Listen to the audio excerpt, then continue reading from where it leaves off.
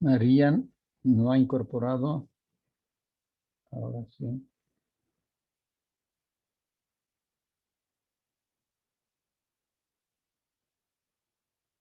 Chávez.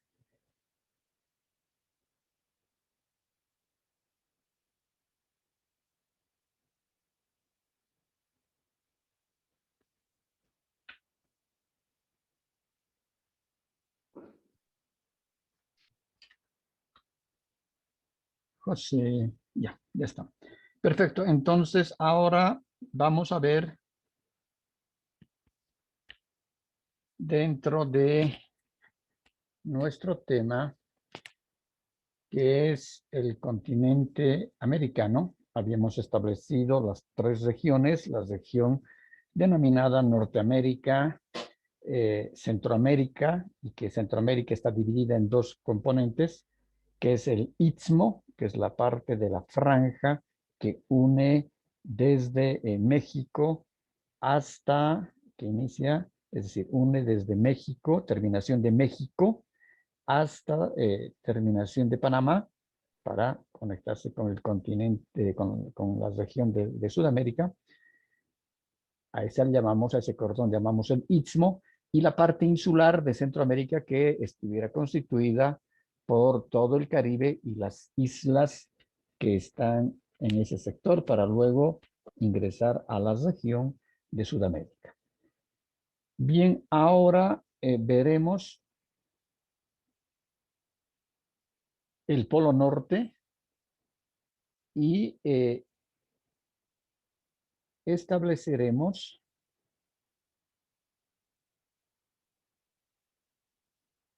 la ubicación del Polo Norte, y que también es denominado el casquete polar.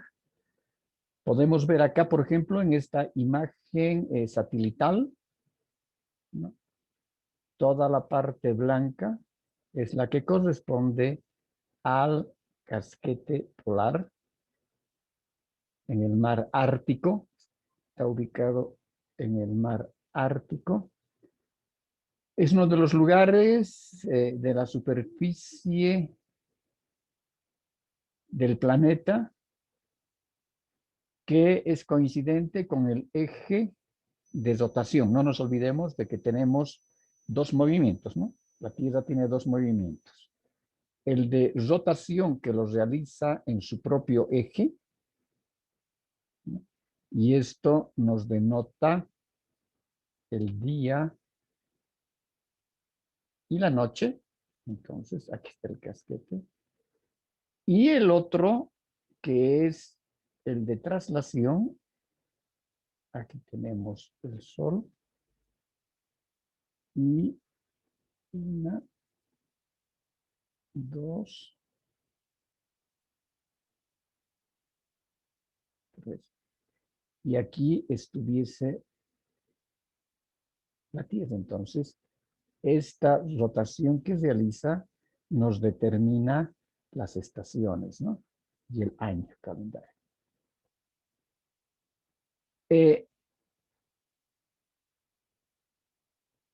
Las regiones polares son las últimas fronteras que existen en el globo terráqueo, ¿no? Tiene una naturaleza salvaje, misteriosa, casi infinita. Es un lugar tan diferente que parece un planeta aparte, y no que forma parte del globo terráqueo. Es tan distinto en su contextura, en sus características geográficas, climatológicas, paisajísticas, que realmente parece otro mundo. Aquí también vemos una imagen satelital de toda esta parte que corresponde al casquete polar, y que lógicamente una parte está también comprendida en la América, y otra parte del casquete va hacia el sector de Europa, y en específico hacia la parte de Rusia. El Polo Norte geográficamente es una zona que queda circunscrita entre los paralelos 66 y 90 de latitud norte. Está situada en el Océano Ártico, donde el mar está cubierto por un casquete de hielo o banquisa. Entonces, todo esto, toda esta parte que nosotros vemos de hielo, debajo está el mar Ártico. Entonces, abajo existen los fenómenos marítimos, ¿no? Y encima está todo el casquete y los bloques de hielo. El Polo Norte geográficamente es el único lugar de la Tierra donde todas las direcciones son sur. Y eso es lo paradójico. El punto donde se unen los meridianos terrestres. No nos olvidemos que si este es el planeta,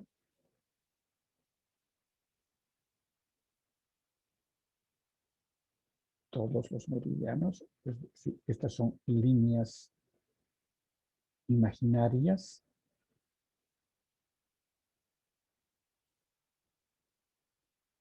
que se han trazado, son líneas imaginarias, ¿no?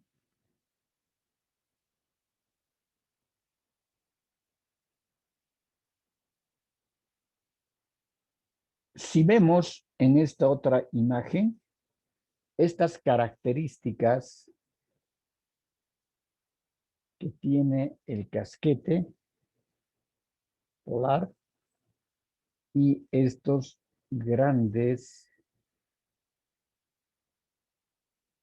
estas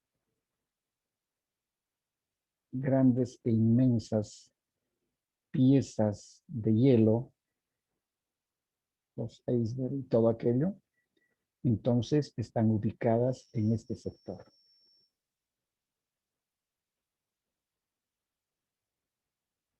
Entonces la caracterización es esa, ¿no?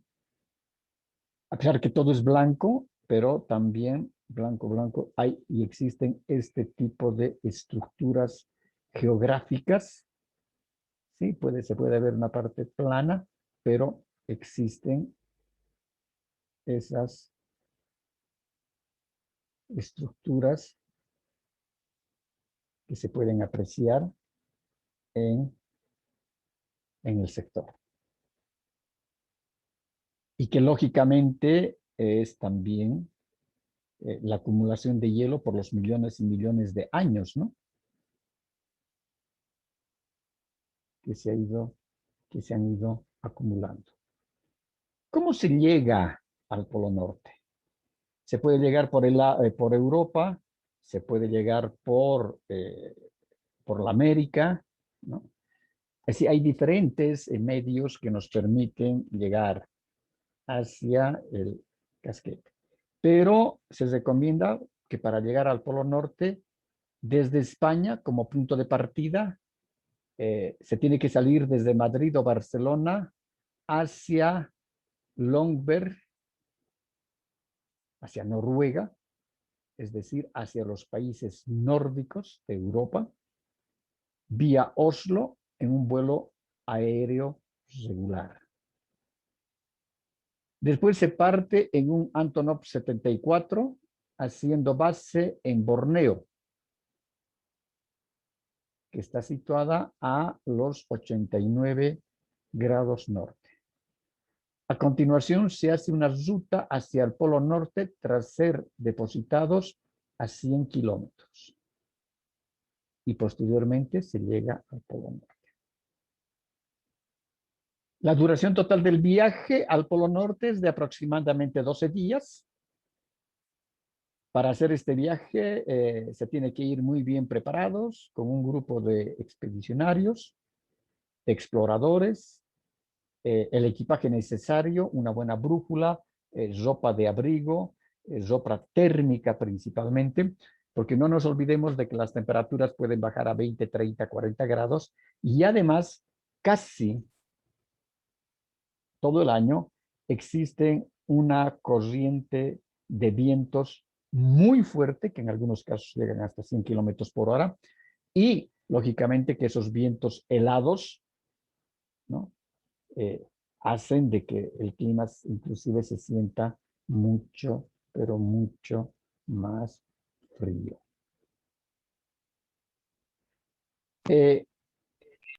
El casquete polar y el mar ártico tiene un ecosistema muy, muy especial y único en el planeta, porque también difiere del polo sur, ¿no?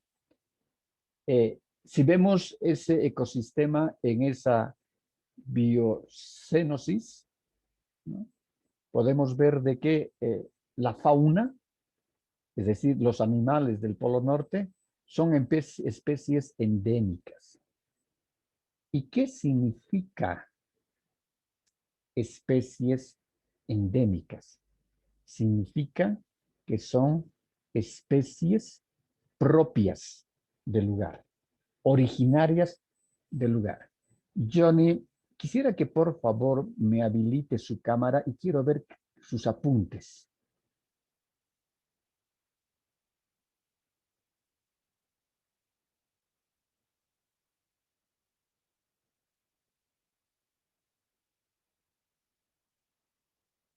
¿Me escucha, Johnny?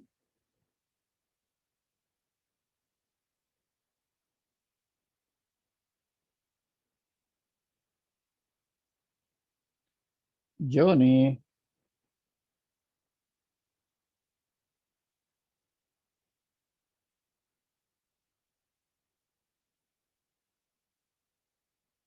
Johnny, ¿me escucha? Se fue.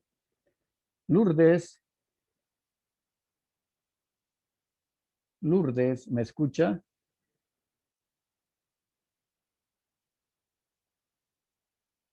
Sí, Lice. Por favor, habilíteme su cámara, quiero ver sus apuntes. Muéstremelos, por favor.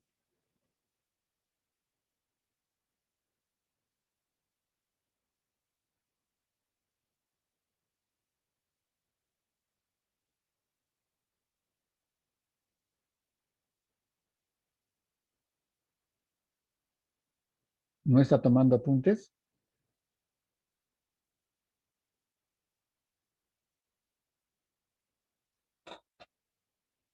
Lourdes.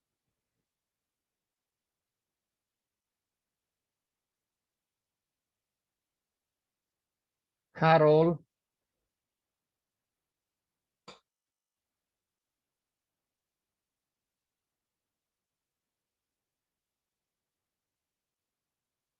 Carol, ¿me escucha?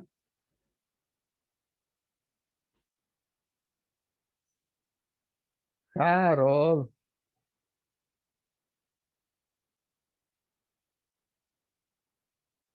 Leslie. Carol, ¿me muestra sus apuntes? Habilíteme su cámara, por favor. Buenas tardes, Luis, ¿cómo está? Buenas tardes, ¿cómo está? Carol, habilíteme, por favor, su cámara para ver sus apuntes. Está bien, Luis.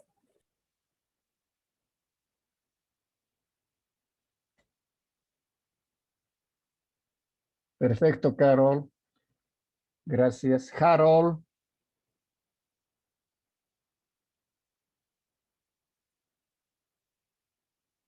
Harold. Sí, Lice, aquí estoy, perdón. Por favor, habilíteme su cámara.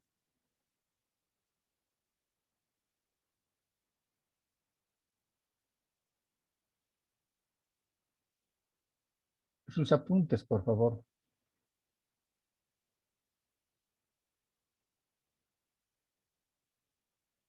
No ha habilitado su micrófono. Perdón, Lice. Lo anoto en Word, medio que avance el tema, lo guardo en los documentos de Word y luego lo voy a copiar en un cuaderno. Pero en otra computadora, ¿anota? Sí, con mi compu. Trabajo con la computadora y con el cuaderno. Lo guardo los documentos en la computadora y luego lo transcribo en cuaderno. De acuerdo. Lo que vamos a hacer a partir de la próxima semana, voy a habilitar una planilla para evaluar sobre la participación en la clase y poder ver también los apuntes, porque muchos dejan el micrófono cerrado, está bien, se van. ¿A dónde se irán? Y no están en las clases. Entonces decíamos de que las especies son endémicas, es decir, que son propias de la región. En este caso, ese ecosistema en el Polo Norte está caracterizándose, la mayoría de los mamíferos se caracterizan por su pelaje blanco, ¿no? Puesto que lo utilizan de camuflaje para poderse camuflar en, en los témpanos de hielo, ¿no? Como también en la parte de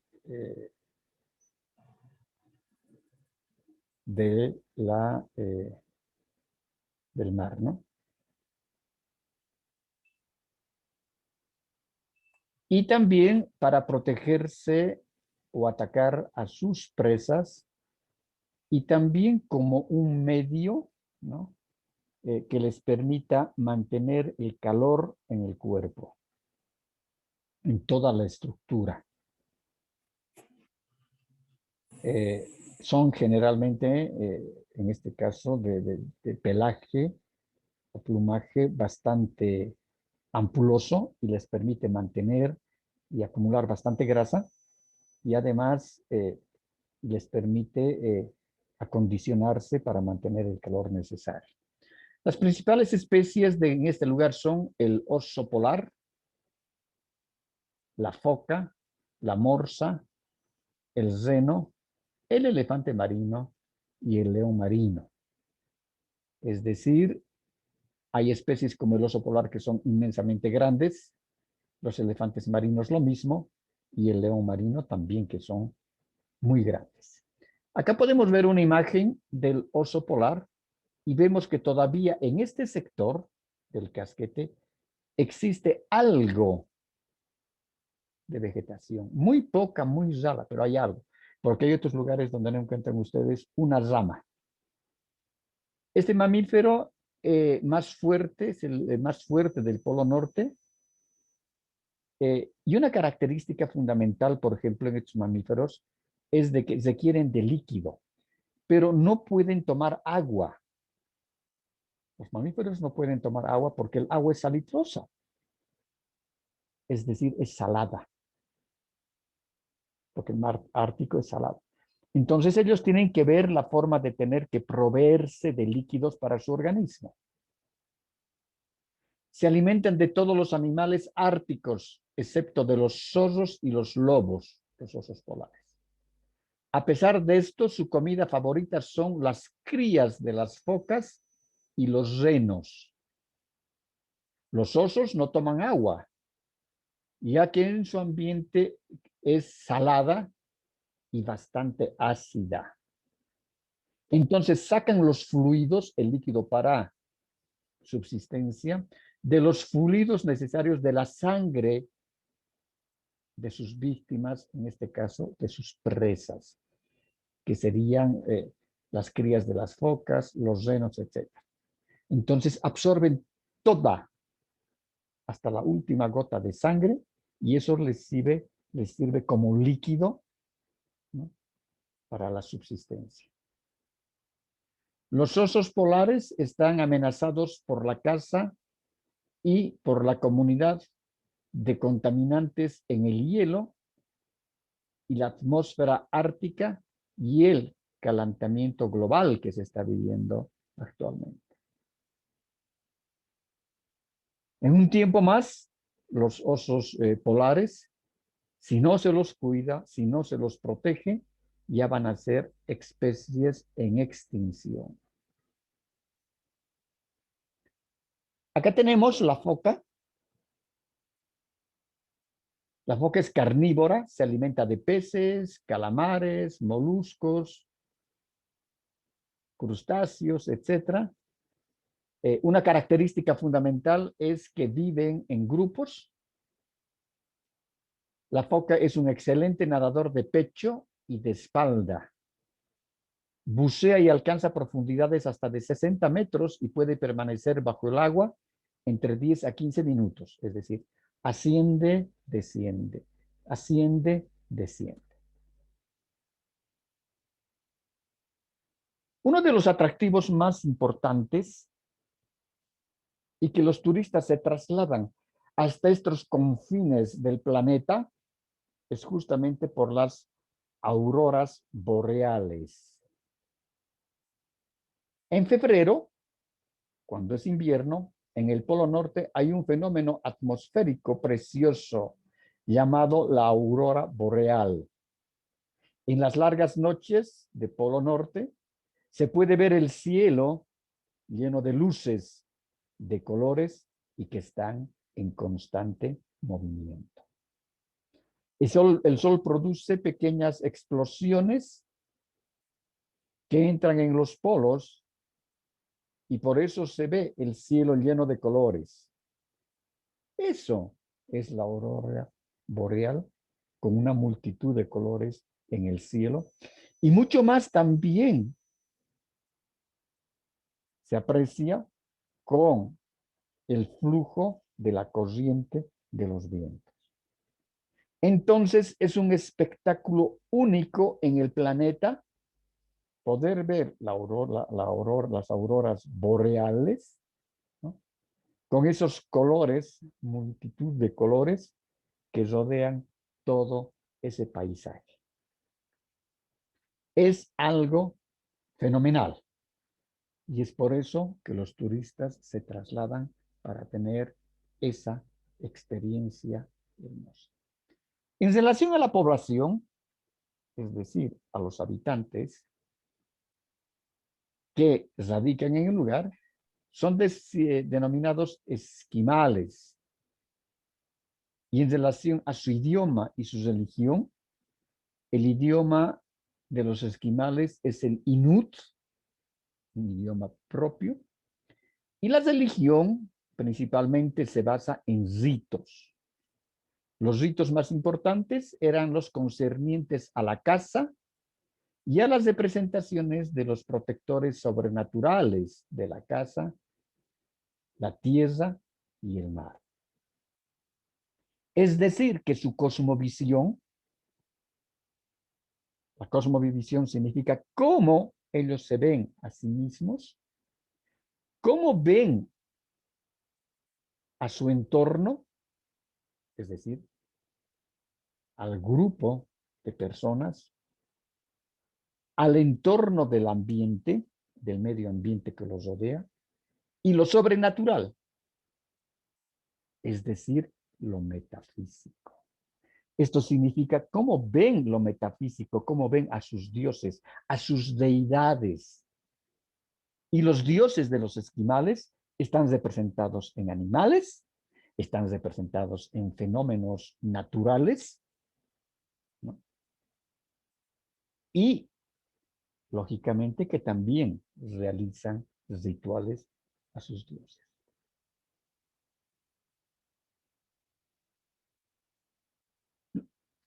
¿Cómo logra sobrevivir esta gente?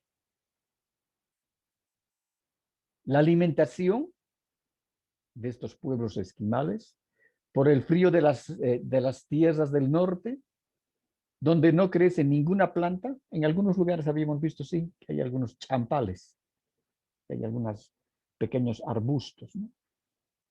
No crece ninguna planta. Lo único que pueden hacer para sobrevivir es cazar y pescar. Es decir, se dedican a la caza y a la pesca. Es muy característico de ellos el andar con grandes perros, estos perros que son bastante lanudos para protegerse también ellos del frío, ¿no? Los que son utilizados para acosar a las presas.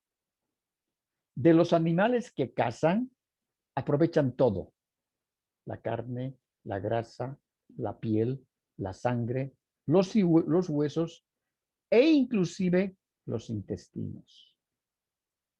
Su dieta habitual es la carne hervida, pero lo lento del procedimiento de cocción por el frío y la escasez de combustible, es decir, no hay luz, no hay agua, no hay nada, ¿no? Y tampoco hay animales que les puedan dejar el estiércol para que puedan hacer de eso combustible, quemar y hacer el combustible.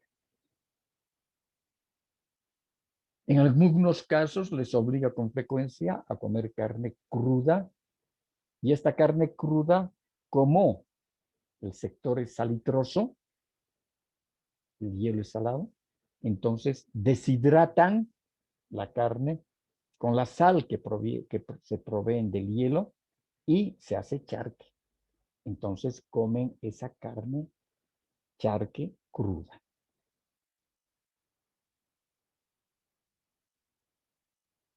Otro elemento fundamental es de que ellos logran la lumbre, es decir, proveerse de la luz, por la caza de las ballenas, y las ballenas tienen mucha grasa.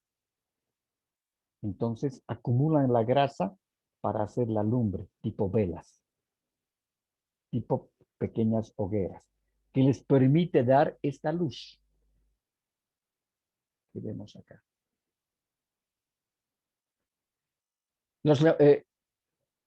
¿Dónde habitan? En los iglús. Los llamados iglús son viviendas de forma semi-esférica hechas con bloques de hielo. Es necesario que estén aislados del viento.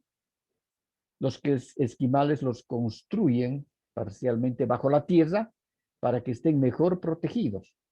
Aún con esta protección, el frío podría entrar cada vez que alguien abriera la puerta para entrar a la casa o al iglú. Por esto, a las casas esquimales se entra por un túnel muy largo que está construido debajo del nivel de la casa para no dejar escapar el aire caliente del interior. El espacio del túnel se aprovecha para almacenar carne congelada y utensilios de cacería. Dentro de la casa, el calor se mantiene quemando aceite de focas y de ballenas. Es decir, la única lumbre que pueden obtener es aquella. En este sector, por ejemplo, aquí vemos cómo se están, este es un iglú construido y aquí vemos cómo hay un iglú en construcción.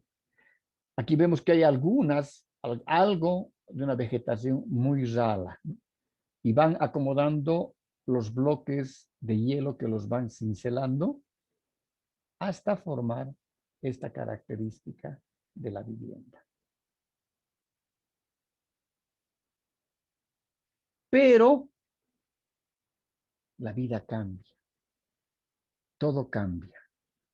Hoy en día ya no utilizan a los perros como medios de traslado con los esquís, sino que ya tienen ahora aparatos a combustible, en este caso a gasolina o a diésel, con motor que los puede trasladar. Aquí han hecho una perforación para poder pescar y sacar la producción. Las escuelas tienen estas características, las aulas, hay muy pocos habitantes y las aulas están lógicamente atemperadas porque hay calefacción. Y las viviendas que antes eran iglús, hoy en día han sido cambiadas por estas construcciones. Totalmente aclimatadas y modernas. Pero salir de acá a esos fríos extremos, lo único que no ha cambiado es el clima. Sí, un poco ha modificado con el cambio climático, un poco se ha modificado. No nos olvidemos de que en el sector del Polo Norte hay bastantes bases científicas.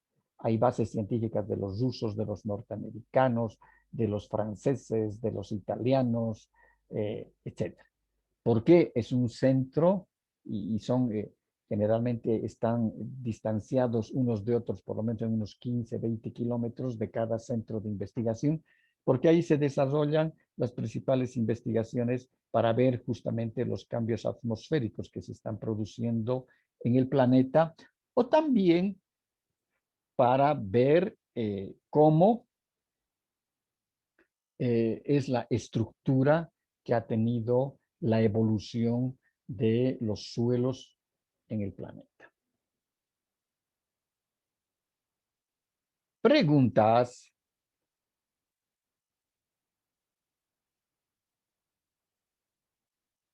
Por mi parte, ninguna, Luis. Todo claro. Perfecto, todo claro. Entonces, a partir de la próxima semana me van a mostrar, por favor, sus apuntes. Está bien, Lisa. Muy bien, entonces nos vemos la siguiente clase. Hasta luego.